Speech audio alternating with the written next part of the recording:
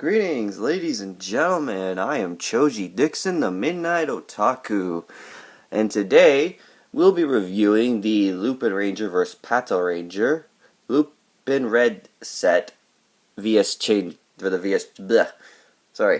DX VS Changer Lupin Red set. Sorry, I got those things backwards. Yeah, it took me about like 2, maybe 3 tries to probably try to get an angle over because this box is pretty huge from the picture alone on the front. So on the way, let's get probably started. We have like the Lupin Red right here being big, and on the side here you got Lupin Blue, Lupin Yellow. You got what comes with the set. You got here the bigger picture of it.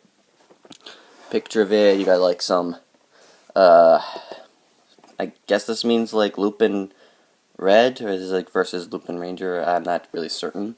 And it also comes with a free card to use for the, the Super Sentai Series arcade machine that's apparently available right now, but since I'm not in Japan, I'm not going to bother using it. On the side here, you got all 3 of the Lupinrangers doing action poses. On the other side, you just got Lupin Red with his gun, and on the bottom, saying VS Changer Red Dial Fighter. You also got basically the top of here where you got the Patranger side with their trigger machine. You got Lupinrangers with their dial fighters, and the Good Striker, which having all these things together will make each respective Megazord.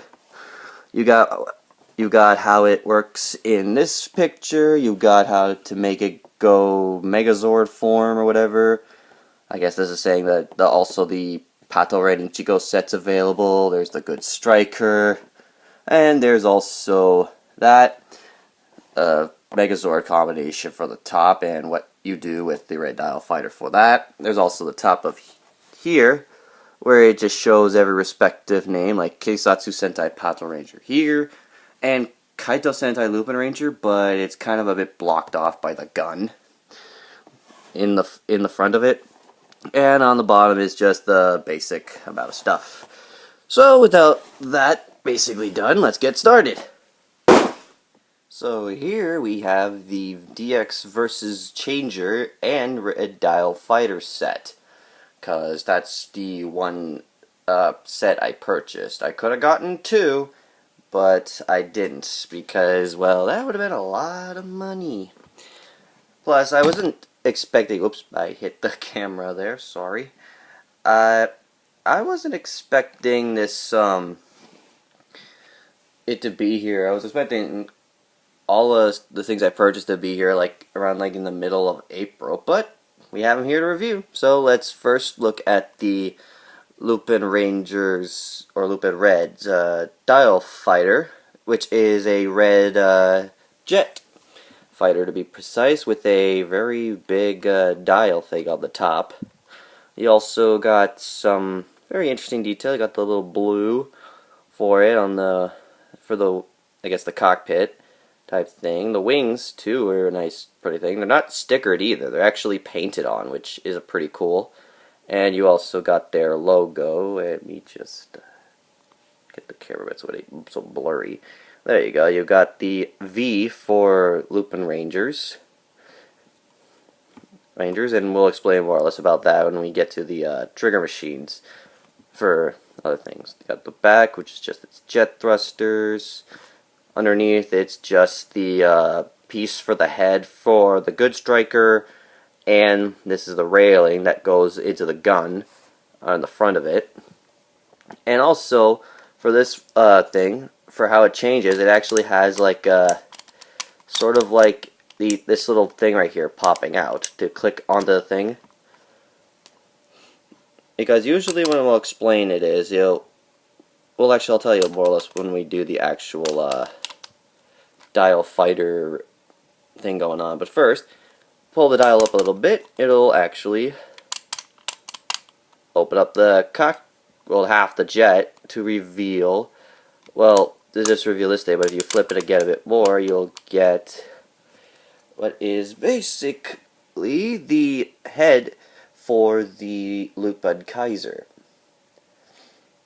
which when I get the good striker, we'll assemble that too in some time. But I'll probably have to make a separate video, one for reviewing how it is by itself and in the gun, and probably another one for the Megazord combination. I'm thinking on doing that. Probably should be pretty good if I get to it. And that's pretty much it for the Dial Fighter. So with all that, as I said, let's get to the main event. This very, very weird gun, because I look at this and I'm thinking, like, it kind of looks like something out of Star Wars. Like all the white, the black, and the orange detailing on it. Plus this little thing to simulate it, like it blasts stuff. You know, like how a blaster usually does in Star Wars. But without further ado, let's just get through the frame. You got the railing here, which is kind of alright. This is where you put your dial fighters and trigger machines, good strikers, and whatever other type of dial fighters or trigger machines you got coming up pretty soon. I know that the next episode they get the was it the shield dial fighter, which is like a stealth bomber or something? I can't remember what it is, because I've only just seen like the preview of it where he actually gets wings from it and a shield. But anyway, we go to the trigger portion here, where it has the handle. This is what it used to switch the main barrel up or down, depending on what Ranger you're going to use. The grip, too, is pretty cool detailing, too. Makes it almost feel like an extra just regular grip or something, but it's still plasticky. A little bit, not too rubber at that. You also got the handle, which, pretty nice itch thing. And the button right here, let me get a better view. The little button right here, that is for shooting. And I'll explain more or less how we get to the shooting part in a bit.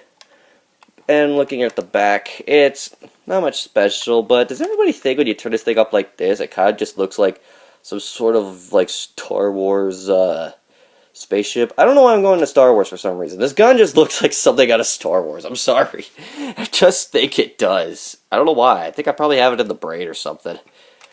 And you also got the barrel here, which is in silver. Kind of more to take, that's the barrel. This is the release button for the dial fighters and the trigger machines. You put it here.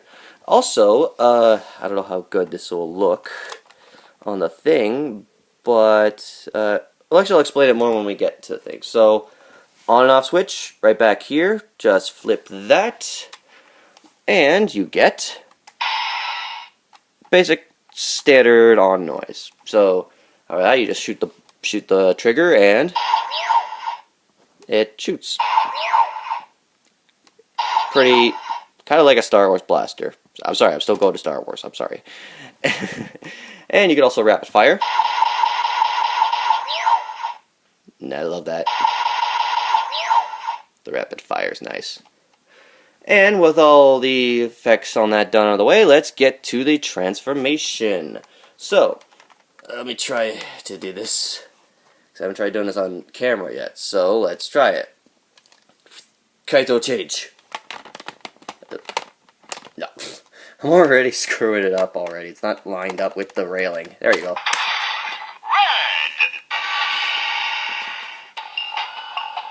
So now you got the standby noise.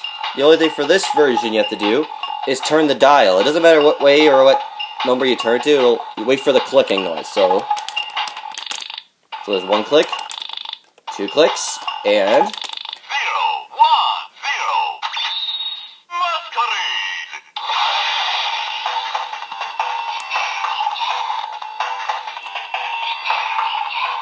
sorry. Alright. With that done, hold the handle, and turn it. Kaito change. And fire.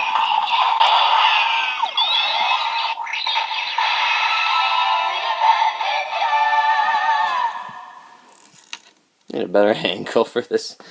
This is really awkward for me.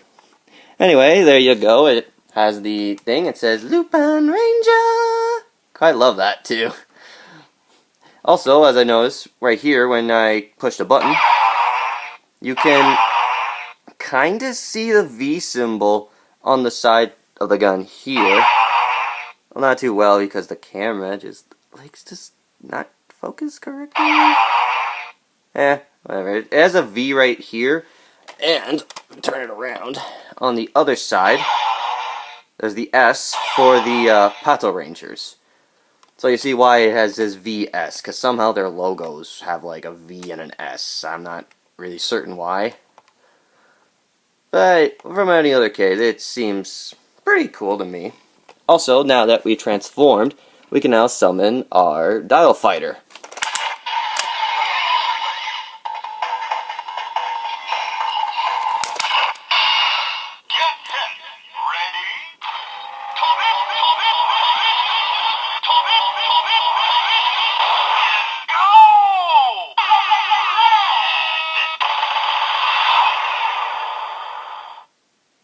I find it so funny that these guys say that their dial fire is like red, blue, yellow.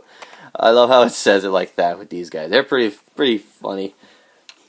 Anyways, with that done, just switch it back down and hold down the black button here. Also, it'll just transform back to this transformation sequence. So there you have that. And we will begin with my final thoughts.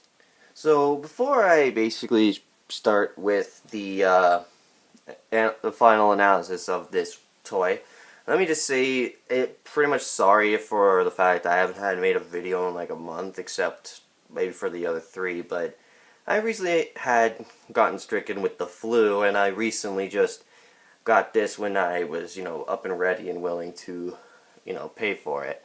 Because I was usually been in bed, feeling sick, drinking a lot of water, going to the bathroom to release said water. Let's just say being sick is not fun. I'm just going to say it that way. But with that explanation hopefully corrected, I'm going to say I freaking love this thing. Because for one thing, the gun looks like Star Wars. I'm not going to stop saying it because it kind of does for me. Aside from the gimmick of it alone, I quite enjoy it. I'm waiting till maybe like next month or so. We'll probably get the good striker and the other two trigger machines while I'm at it. Also, I'm trying to wait until they actually got a toy release for the 7th Ranger. Or is it just like 2 guys or is it 1 guy? I don't know. For one thing, I know for the upcoming episodes, if they do reveal him, he better be a double agent, because that's what I've mostly been hoping for with the new Ranger, because he somehow transforms to like what was it, Lupin Silver, Patranger Gold. I don't really remember what the things were. I'll probably have to check them out later. But with all that said, I hope you guys enjoyed this video. I am Joji Dixon, the Midnight Otaku.